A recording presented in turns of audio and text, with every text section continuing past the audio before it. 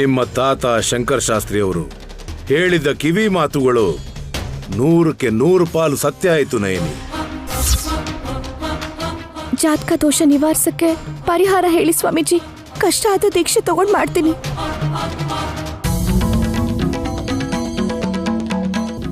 ದೀಕ್ಷೆ ಅಲ್ಲ ನಯನಿ, ಅನುಭವಿಸಬೇಕಾಗಿರೋ ಶಿಕ್ಷೆ.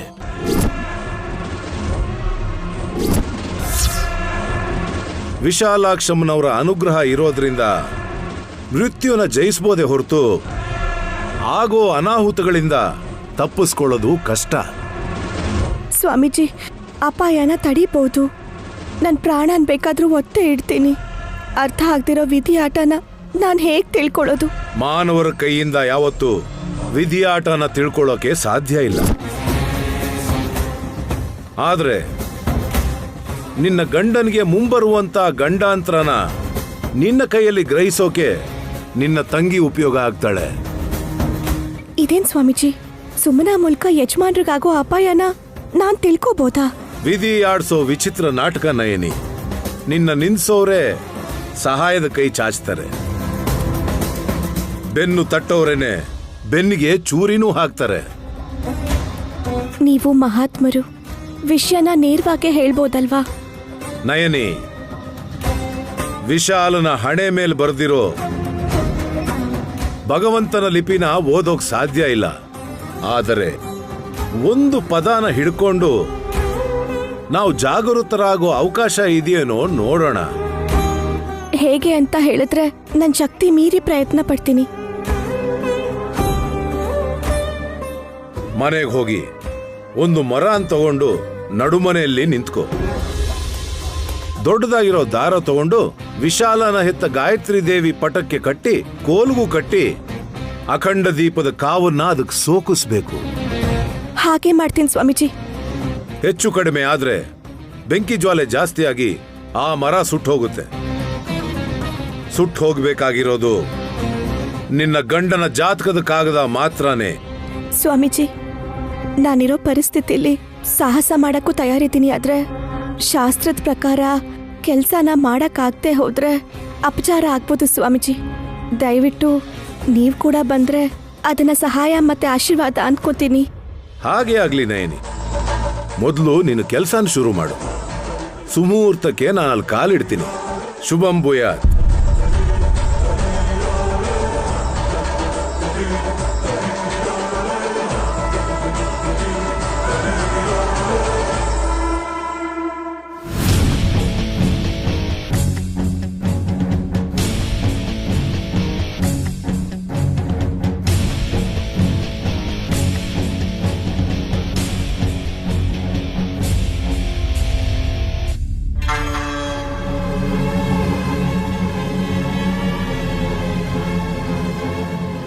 ಮಾಮ್,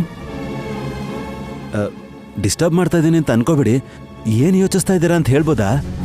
ಒಂದು ಹಾವು, ಒಂದು ಎತ್ತು, ಒಂದು ಗಿಳಿ. ಝೂಗ್ ಹೋಗಿ ಇದನ್ನೆಲ್ಲ ನೋಡ್ಬೇಕು ಅನ್ಕೊಂಡಿದ್ದೀರಾ ಮಾಮ್?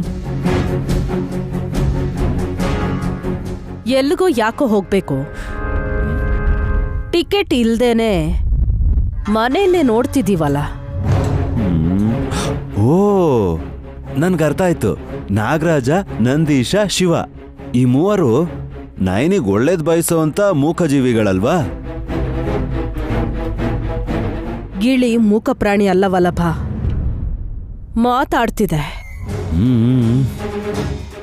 ನಯನಿ ವಿಷಯಕ್ಕೆ ಹೋದ್ರೆ ಹೋರಾಡುತ್ತೆ ಕೂಡ.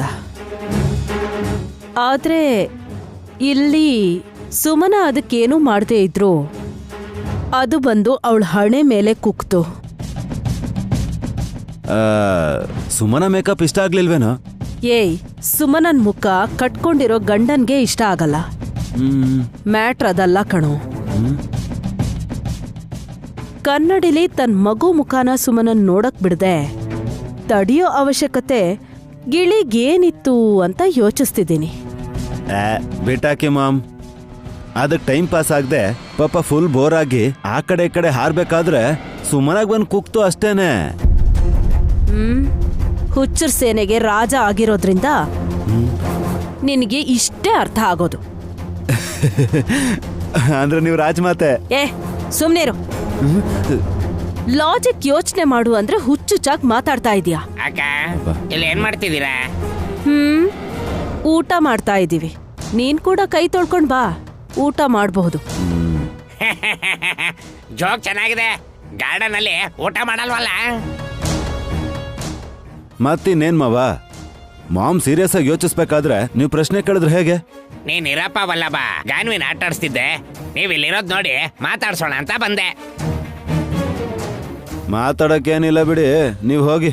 ಕೋಪ ಮಾಡ್ಕೊಂಡಿದ್ದೀರ ಅನ್ಸತ್ತೆ. ಗಾಯತ್ರಿ ಅಕ್ಕ ಬಗ್ಗೆ ಹೇಳೋಣ ಅನ್ಕೊಂಡೆ. ಸರಿ ಬಿಡಿ, ಕ್ಯಾರಿ ಆನ್. ಏ ಇರು ಪಾವನಮೂರ್ತಿ.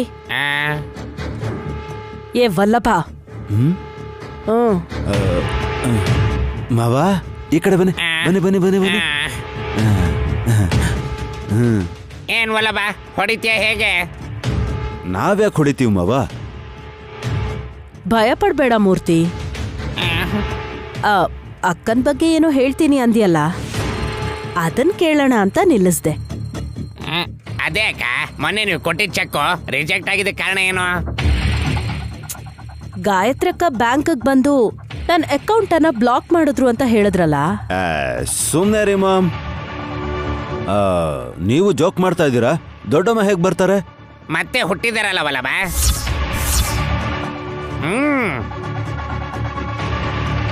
ಹೌದು ವಲ್ಲಭ, ಹುಟ್ಟಿ ಇನ್ನೂ ಬದುಕಿದ್ರೆ ಬ್ಯಾಂಕ್ಗೆ ಬಂದ್ಬಿಟ್ಟು ಅಕೌಂಟ್ಸ್ ಅನ್ನ ಸೀಸ್ ಮಾಡ್ಬೋದು. ಅದು ಇವಾಗ ಅಕ್ಕ ಕರೆಕ್ಟ್ ಪಾಯಿಂಟಿಗೆ ಬಂದ್ಲು. ಅಂದ್ರೆ ಹಸುಗೂಸಾಗಿರೋ ಗಾಯತ್ರಕ್ಕ ಕಂಪ್ನಿ ಅಕೌಂಟ್ಸ್ ಇರೋ ಬ್ಯಾಂಕ್ಗೆ ಹೋಗಿದ್ಲಾ? ಹಾ.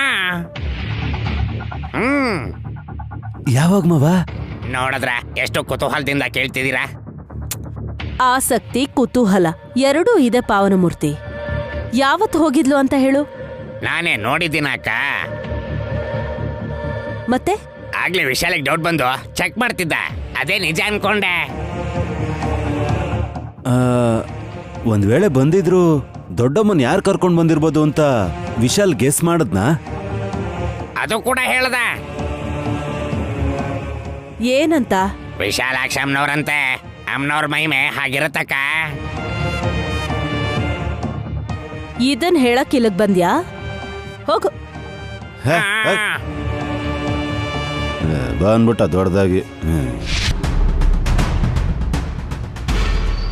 ಏನು ದೊಡ್ಡಮ್ಮನ್ ಫೋಟೋ ಇಟ್ಕೊಂಡು ಜಾತ್ರೆ ಮಾಡ್ತಾ ಇದ್ದೀರಾ? ಓಹೋ, ಎರಡನೇ ಸಲನೂ ಹೋದ್ರು ಅಂತ ಮೆಸೇಜ್ ಏನಾದ್ರು ಬಂತಾ ವಲ್ಲಭ?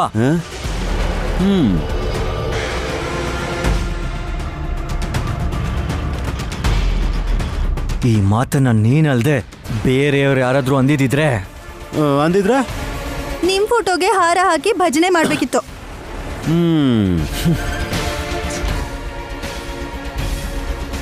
ವಿಷಯ ಏನು ಅಂತ ಹೇಳ್ದೆ ವಿಶೇಷ ಏನೋ ಇರೋ ಹಾಗೆ ನಿಮ್ ಪಾಡಗ್ ನೀವು ತಯಾರಾದ್ರೆ ಹೇಗೆ?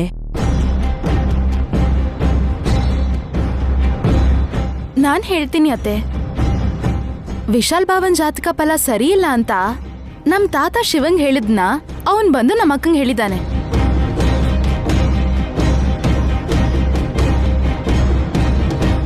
ನೈನಿ ಹೆದರ್ಕೊಂಡು ಗುರುಗಳಿಗೆ ಹೇಳಿದಾಳೆ. ಪರಿಹಾರ ಹೇಳ್ತಾರೋ ಇನ್ನೇನ್ ಹೇಳ್ತಾರೋ ಗೊತ್ತಿಲ್ಲ. ಓಂ ಶ್ರೀ ಮಾತ್ರೇಯ ನಮಃ.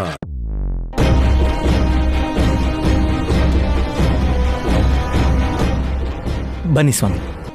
ನೈನಿ ನೈನಿ ತಗೊಂಡ್ ಬರ್ತಿದ್ದೀನಿ ಯಜಮಾನ್ರೆ.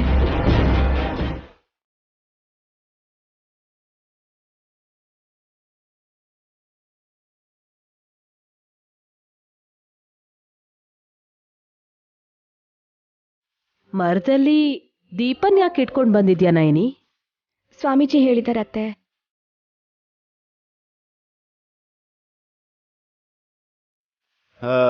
ಗುರುಗಳೇ, ನೀವೇ ಕೋಲ್ ಇಟ್ಕೊಂಡು ಬಂದಿದ್ದೀರಾ? ನಿಮ್ ಬೆನ್ನಿಗೆ ಅದರಿಂದ ಬಾರ್ಸೋಣ ಅಂತರಿ.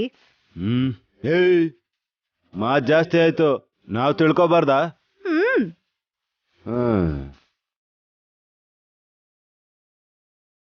ಮುಕ್ಕಂಟಿಪುರ ಶಂಕರ ಶಾಸ್ತ್ರಿಗಳು ನಯನಿ ಜಾತಕದ ಜೊತೆಯಲ್ಲಿ ವಿಶಾಲನ್ ಜಾತಕನೂ ಸೇರಿಸಿ ನೋಡಿದ್ದಾಗಿದೆ.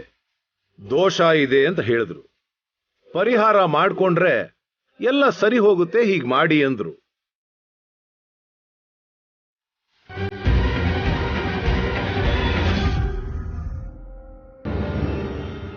ಅತ್ಗೆ, ನಮ್ಮ ಮಾಮು ಮತ್ತೆ ವಲ್ಲಭಣ್ಣ ಇಂಥ ಪ್ರಶ್ನೆಗಳನ್ನ ಕೇಳ್ತಾನೆ ಇರ್ತಾರೆ.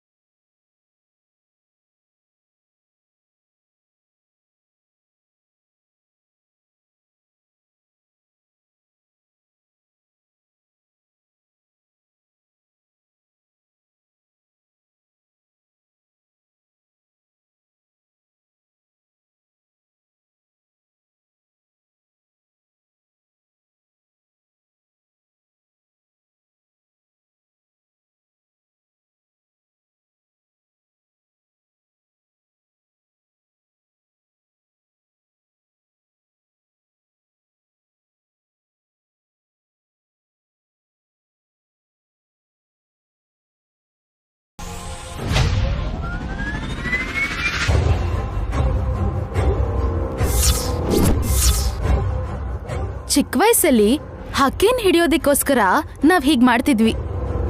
ನಿಂಗೆ ಈ ಹುಚ್ಚು ಚಿಕ್ಕ ವಯಸ್ಸಿಂದ ಇದೆ ಅಂತ ಆಯ್ತು. ಇನ್ನೂ ಯಾಕೆ ಸುಮ್ನಿದ್ರಿ ಅನ್ಕೊಂಡಿದ್ದೆ. ಮೊದ್ಲು ಇಲ್ಲಿ ಏನ್ ಮಾಡ್ತಾರೆ ಅಂತ ನೋಡೋಣ ಇರು ಸುಮ್ಮಿ.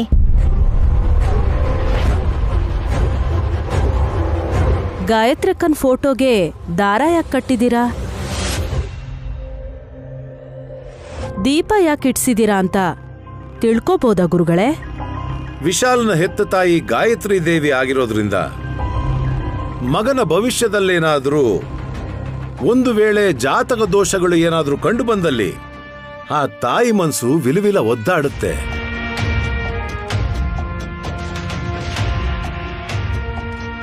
ಪ್ರಜ್ವಲ ಕೊಡೋ ಜ್ಯೋತಿಯ ದೀಪದಿಂದ ಮಗನ ಜಾತಕಕ್ಕೆ ಆವರಿಸೋ ಕತ್ತಲನ್ನ ಆ ಜ್ಯೋತಿಯ ಬೆಳಕಿಂದ ಆ ತಾಯಿನೇ ದೂರ ಮಾಡ್ತಾಳೆ.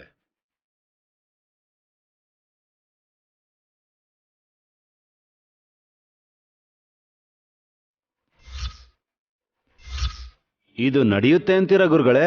ಖಂಡಿತ ನಡೆಯುತ್ತೆ.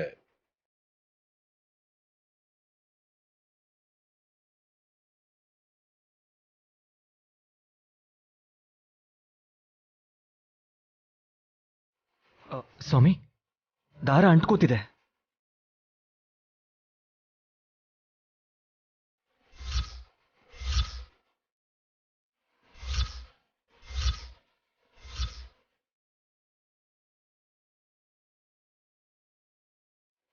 ಆಶ್ಚರ್ಯವಾಗಿದೆ.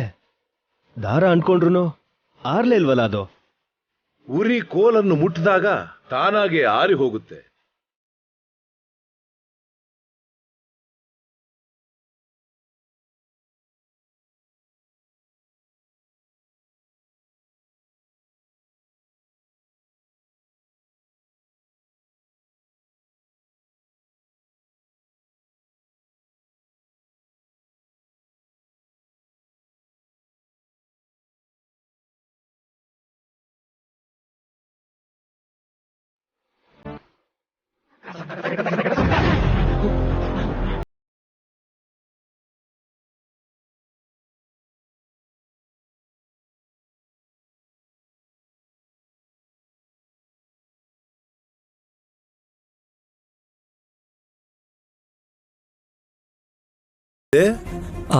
ಜಾತಕ ಇಟ್ಟಿದೀವಲ್ವಾ ಸ್ವಾಮಿ?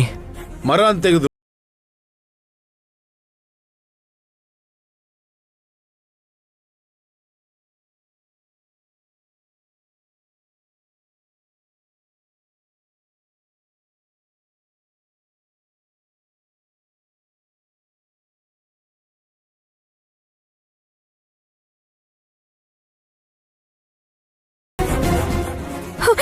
ಆಗ್ಲೇ ಜಾತಕಕ್ಕೆ ಬೆಂಕಿ ಅಂಟ್ಕೊಳ್ಳಿಲ್ಲ, ಆದ್ರೂ ಎಲ್ಲ ಸುಟ್ಟು ಬೂದಿ ಆಗಿದ್ದಿಲ್ಲ ಸ್ವಾಮೀಜಿ.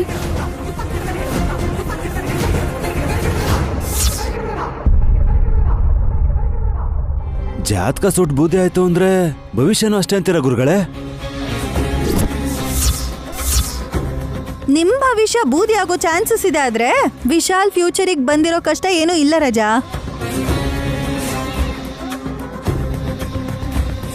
ಮತ್ತೆ ಅದ್ರ ಸಂಕೇತ ಏನು ಅಂತ ಗುರುಗಳಿಗೆ ಹೇಳಕ್ ಹೇಳಿ.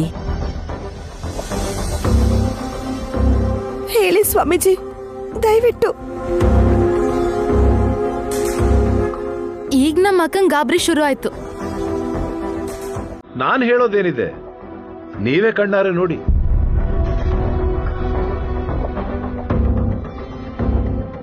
ಇನ್ನೂ ಒಂದು ಅಕ್ಷರನೂ ನುಡಿದೇ ಇರೋ ಹಸುಗೂಸುಗಳ ಕೈಯಿಂದ ಈ ಅಕ್ಷತೆ ಕಾಳುಗಳನ್ನ ಆ ಮರದಲ್ಲಿ ಹಾಕಿಸಿ. ಅಕ್ಕ, ಗಾನವಿನ ಎತ್ಕೋ. ಗಾನವಿ, ಬಾ ಬಾ ಬಾ. ನನ್ ಬಂಗಾರ ಪುಟಾಣಿ ಅಲ್ಲ ನೀನು? ಗುರುಗಳು ಕೊಡೋ ಅಕ್ಷತೆ ತಗೋಬೇಕು.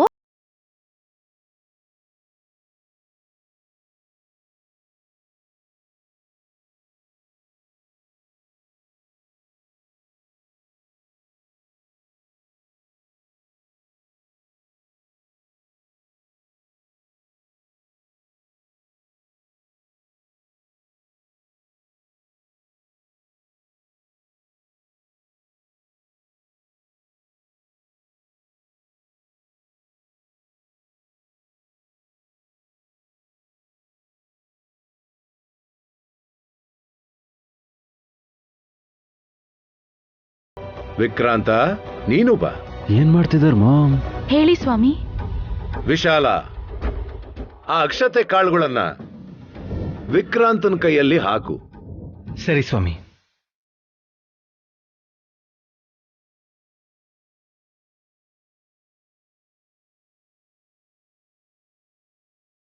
ಸುಮನನ ತಲೆಯ ಮೇಲೆ ಅಕ್ಷತೆ ಕಾಳು ಹಾಕಿ ಮರದ ಕಡೆ ನೋಡಿ ಓದೋಕ್ ಹೇಳು.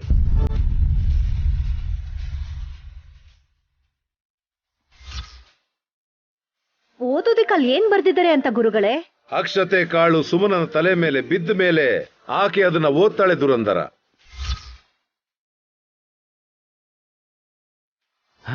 ಹೌದಾ? ಬೇಗ ಹಾಕೋ, ಬೇಗ ಹಾಕಲೇ.